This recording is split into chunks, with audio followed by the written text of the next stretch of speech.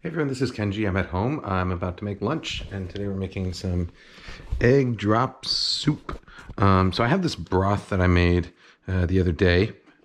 Very simple, sort of home-style Chinese chicken broth. So it's just chicken bones that I simmered with some scallion bottoms and some ginger, and that's about it. And then I strained it. I'm actually gonna, no, that's enough. If you don't have a homemade Chinese chicken broth, that's fine. You can just take any old chicken stock, store-bought is fine. Add like a slice of ginger to it like this, or a couple slices.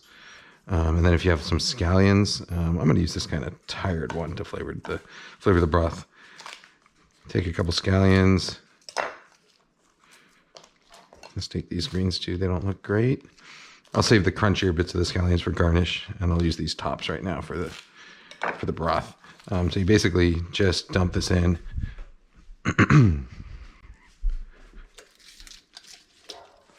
And you bring it to a simmer. And that's going to be your broth. I am going to actually add a little bit more since there's going to be 3 of us eating this today. So I'll show you exactly how I do it if I was going to be doing it without that homemade broth. So I'm going to basically just add a little bit of extra bouillon. So this is better than bouillon. It's just it is better than the powdered stuff you can get. It's decent. A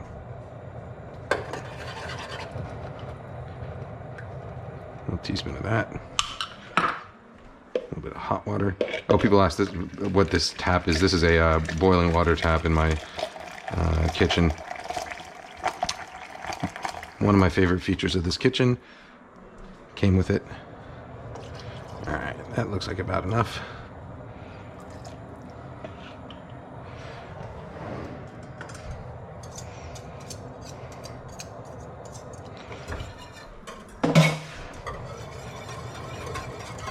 So there you go, and then you just let this simmer for a little bit just to infuse that sort of ginger and scallion flavor in there. So you can do that with, boxed broth. You can use it with a regular Western style, do it with a Western style chicken broth. You can use better than bouillon. For this recipe, it doesn't really matter that much. Especially because what we're doing is we're going to thicken it. So normally with a Western style broth, with a good chicken broth, it's kind of naturally a little bit thick and rich because of the gelatin that you get in. Where's the cornstarch?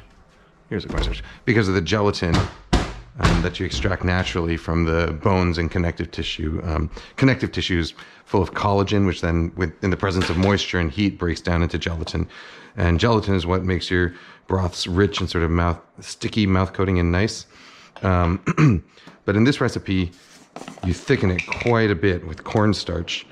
So it doesn't really matter if it has that much of its own body to begin with.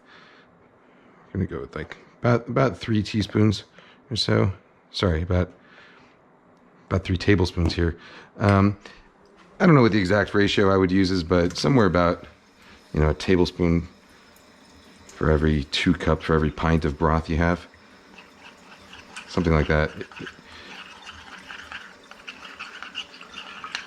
It is going to get nice and thick, almost, you want it to be sort of like verging on slimy, but not actually slimy.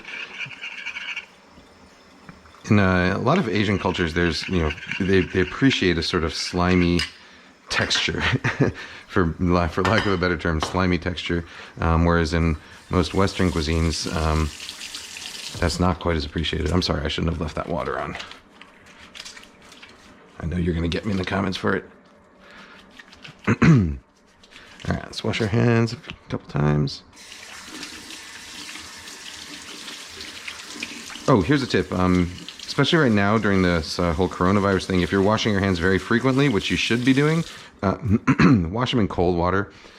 You don't need warm water. For viruses, the important part is the soap. For lipid-coated viruses like this current virus, the soap is what breaks down that lipid membrane, and that works whether you have warm water or cold water. And using cold water will help make sure that your skin doesn't get chapped. If you're washing your hands frequently.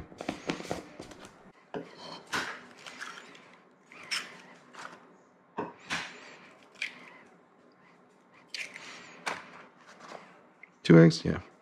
Do a little A teeny pinch of white pepper.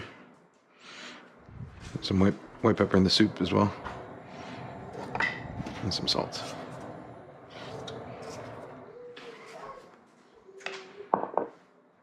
And now we're just gonna beat this up.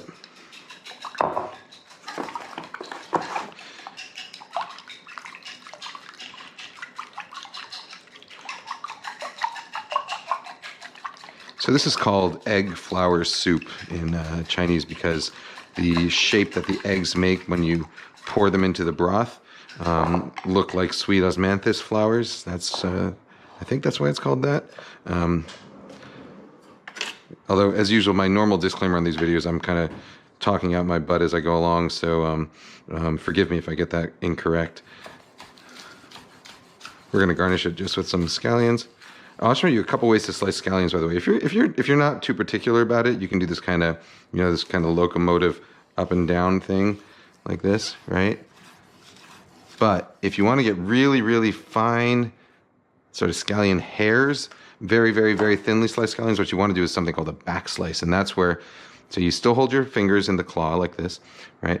But when you cut your scallions, rather than pushing forward as you go, rather than doing this kind of motion, what you do is you slowly pull back across them and you slice as you're going back, you see? And the idea is that you want to use as much horizontal motion as possible and as little up and down motion as possible. And that's going to give you much sort of cleaner slices that aren't going to get crushed. This is a good tip for when you're slicing chives as well. Very sharp knife and a back slice like that. On my very first day working at Number 9 Park in Boston, I remember one of my first jobs was cutting chives for the whole line. So like a couple quarts of thinly sliced chives is what I was going for. And I was sitting there at the cutting board, and I was kind of going like this. I never really experienced, I didn't have a lot of knife skill experience, so I was kind of going like this.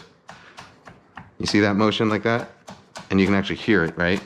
You can hear that crunch, crunch, crunch, crunch. And that's the sound of cells being destroyed, being crushed. And when you do that especially when you do that with something like very delicate like chives, they end up kind of looking wet.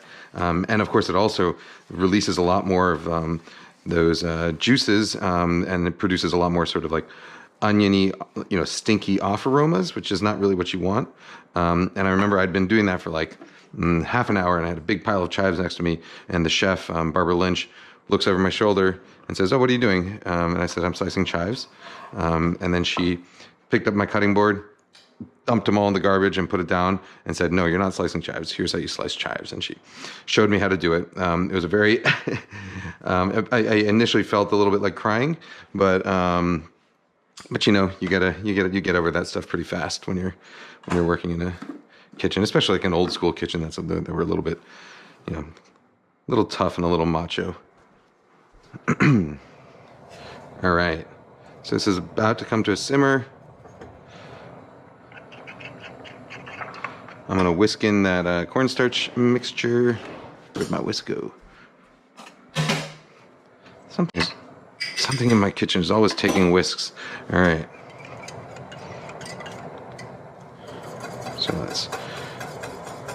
So cornstarch, you have to bring it to a simmer for it to fully thicken.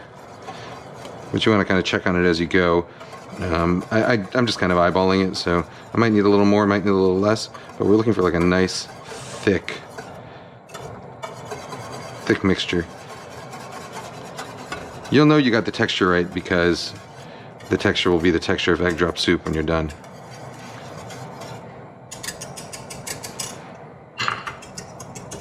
That's looking good.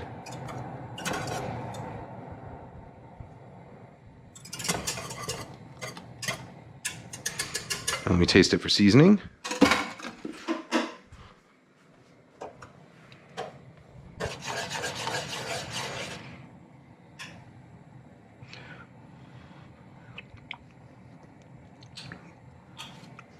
Pepper's good. Needs a little salt. And I'm going to use a touch of MSG as well. You don't have to use MSG if you don't want to.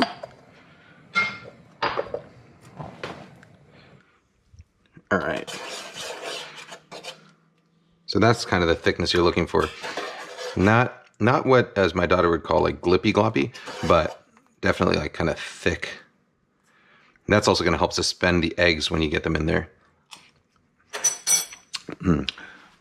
So this is like the simplest form of Chinese broth, by the way. There are multiple types of Chinese broths you can make. So this is like a sort of home-style broth, which is just chicken flavored with scallion and ginger. You could also add like garlic, onion in there. A more complex broth is a Chinese superior stock, which is what, say, like wonton soup would be made out of. And that one typically is made with ham, Jinhua ham. So like it's similar to sort of like American style country pork, country hams. So just salted pork. So you make it with ham, chicken, and generally some kind of dried seafood. So that could be dried scallops or dried flounder, dried shrimp. And that's a superior stock. This is just a simple home-style stock. There's some other stocks as well. If you want to learn about Chinese stocks, I would recommend going to the channel Chinese Cooking Demystified, one of my favorite YouTube channels. Those guys generally know what they're talking about. All right, now comes the fun part, the eggs. So, well-beaten egg. And what I do here, you can do this with a fork, you can do it with chopsticks. I hold my chopsticks over the edge of the bowl like this, and I shake it back and forth. Oops, that's simmering a little bit too hard. All right, and I shake it back and forth as I drip them into the soup.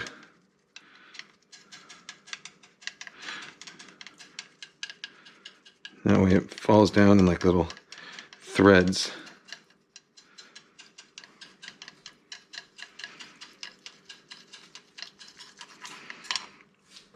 Give it a few stirs. And so basically the more you stir it, the more fine the curds are going to be, and the more vigorously it's simmering, the more fine the curds are going to be. So there's no real right and wrong way to, right or wrong amount to stir or agitate this. It just really depends on what you want that final texture to be. I like sort of mid-sized ones with a few larger pieces and a few little wispy small ones in there. And there you go. That is essentially it. That is egg drop soup. Let's just garnish it up with some of that sliced scallion.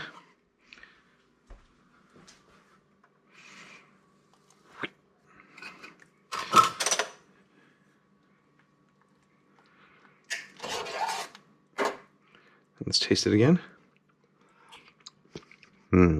That's delicious. All right, let me get it into a bowl so I can go stand by the door and eat it, which is as is custom these days. And then I'm going to call my family out for lunch.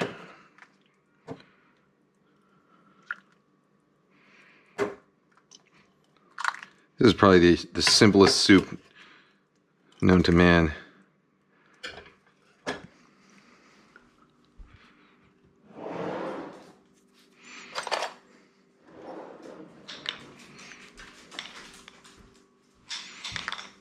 Oh, hi there, Hamon. All right.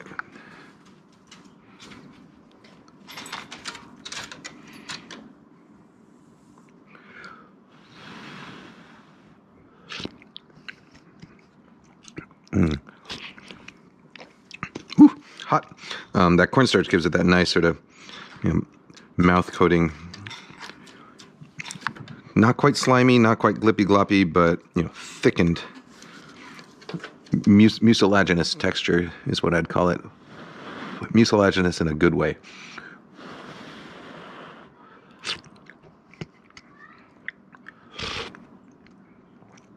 All right. Elisa, you ready for lunch? Oh, I promise the dogs will get some later. This is way too hot for them right now. Okay, you can finish one more game.